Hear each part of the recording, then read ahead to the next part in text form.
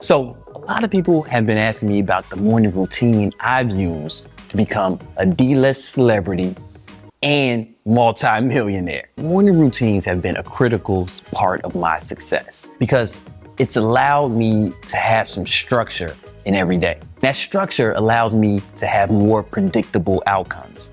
And the outcomes that I wanted to achieve were balling, shot calling, and flexing on the haters. And over the last few years, if not the whole decade, if you've been watching me on YouTube, I've done that with a staggering degree of success. And the morning routine has been a huge part of that. So here's how it starts.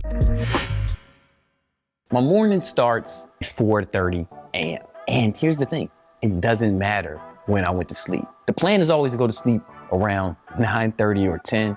But no matter when I go to sleep, I wake up at 4:30.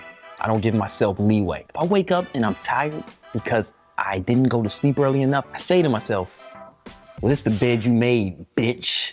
And now you're gonna have to deal with it. You're just gonna be tired, you fucking bitch. So I take my bitch ass out of bed and I walk to my alarm, which is stuffed into my robe. See, this is all strategic. The key to waking up early is to set it up the night before. So the night before, my alarm is set and it's far enough away from my bed where I must get up out of bed to turn it off. We've all had that experience where we slept with our phone next to our bed and we turn off the alarm and fall right back asleep. I know you all been there. That's one of the many reasons I'm significantly more wealthy than you. I turn off the alarm and then I put the robe on. The reason I have to put the robe on because my room is freezing. That's a pro tip. If you want to sleep better, make your room as cold as possible. So I put my robe on, put my slides on, and then I immediately walk out the room. This is critical. Once I leave my bedroom, the very first thing I do is go out on my balcony, take a photograph of the Atlantic Ocean, post it to Instagram with the timestamp. This is very important, this is critical. I put the timestamp on there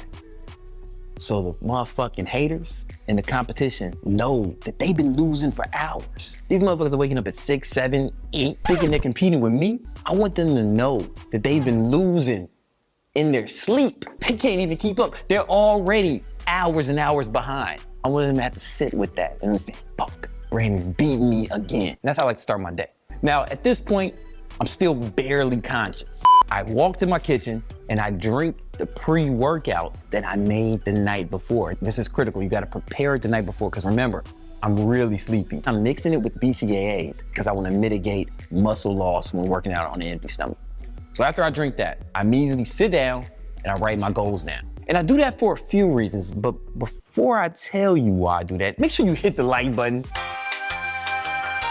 I used to write my goals down in just a notebook or on paper, but now I'm super rich and I feel poor using notebook paper when I can use the iPad mini. I bought it just for that reason. So I write my goals down, visualize it, and I do something that a lot of people may not tell you about. I'll go over something I call the list of hate. These are all the people who've crossed me, betrayed me, anyone who's ever crossed me. They go on the list of hate. I just go over the list, just go over it in my mind. When you reach a certain level of success, you can get real comfortable and you can take your foot off the gas. The problem with that is every time you relax, every time you chill, every time you're not working hard, the haters are winning. The haters are winning. And you can't let the haters win. These motherfuckers been trying to stop me for 10 years.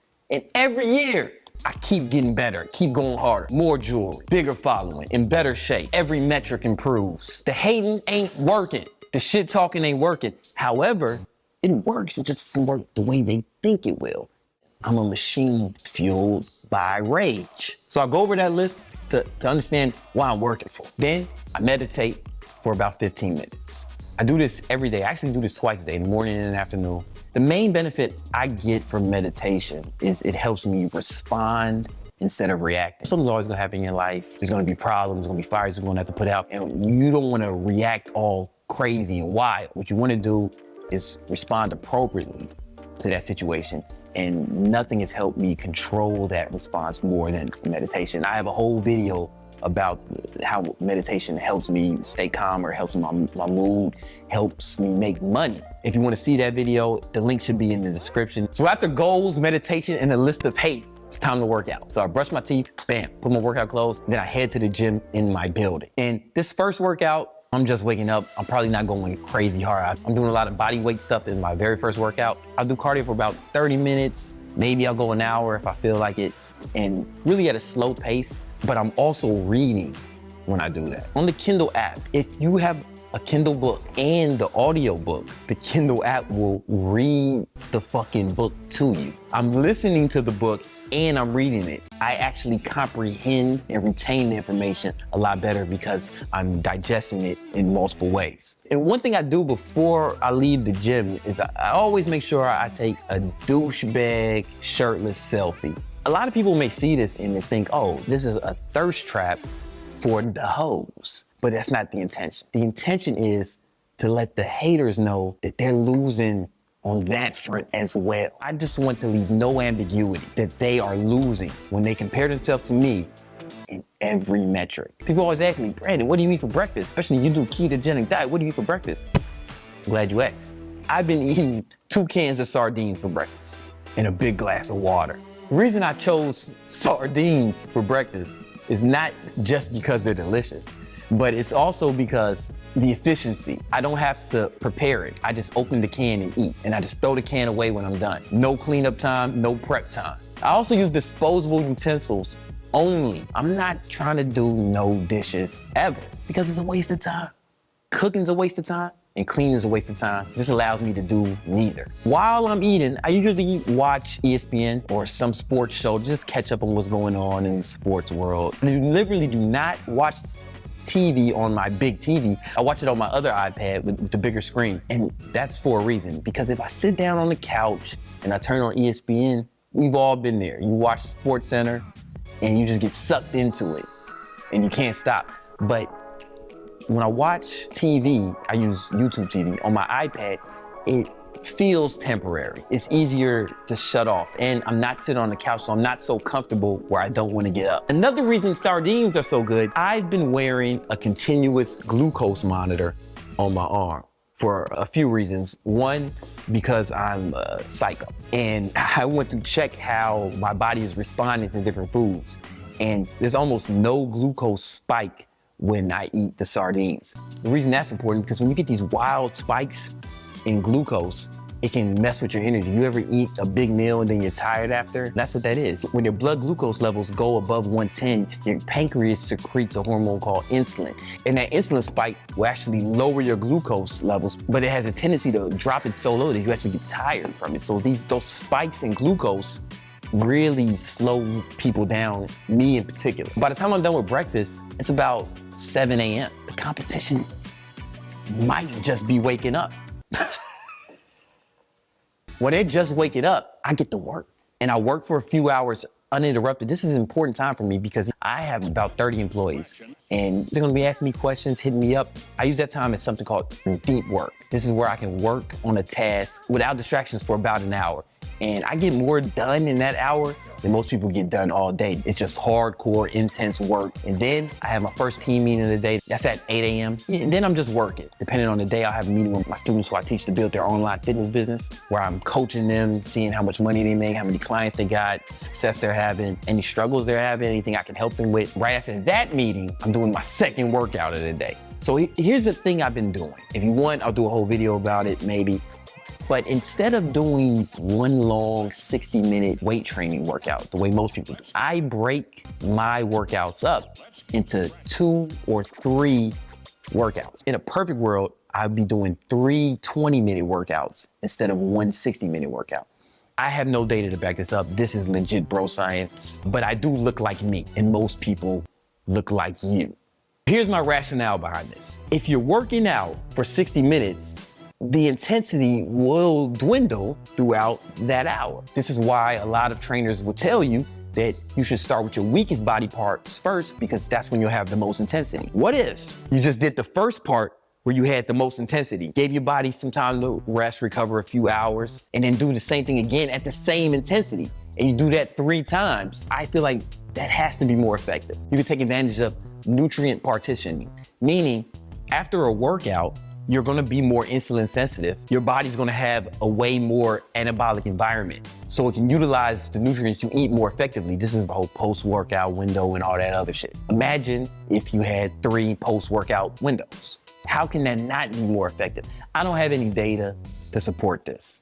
Zero. It's all anecdotal. I'm never like too tired to do anything after my workout because I break it up into 3 20-minute sessions instead of 1 60-minute sessions. Hey, give it a shot. Tell me how you feel. You won't be able to do this unless you have a gym in your home or your building. If you have to commute to the gym, then just forget everything I just said. I'm usually drinking my protein shake after it, and I'll probably take my vitamins right there. The main ones I take is vitamin D, about 5,000 IUs every day.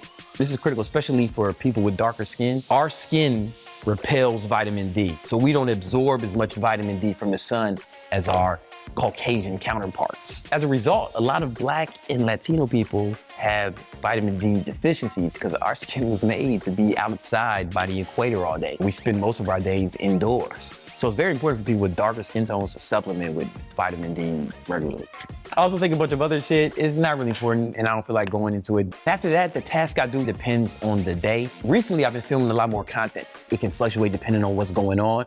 But the early morning, that stays the same. Even when I'm traveling, I'm up at 4:30, I'm getting it in. I'm packing sardines with me and my carry-on. My morning routine is the way it is because I have this weird thing in my head. It's a sickness, maybe a disorder, where I really pride myself on doing things that people think is too hard to do. So when people hit me and say, man, I could never wake up that early, I usually say something to the effect of, yeah, you know, it's not for everyone, man.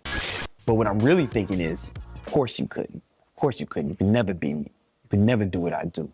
There's a long list of things I do that you can't do, and waking up early is like the least impressive thing on that list. You don't have to wake up at 4:30 a.m. to be successful. There's lots of people who sleep in.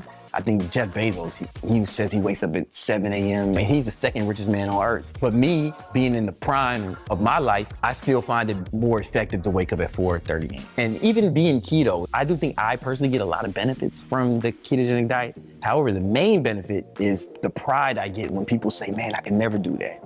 Yeah, of course. There's all types of shit I do you can't do. And that's weird. That's sick. That's a sickness. I have a problem.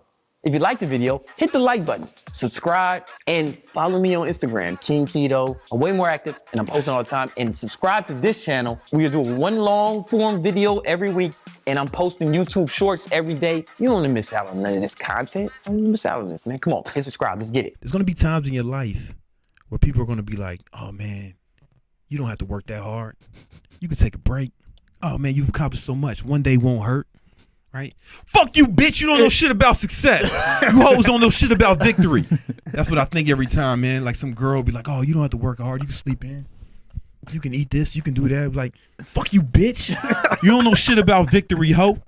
You ain't never accomplished no real shit in your life, bitch. Fuck that.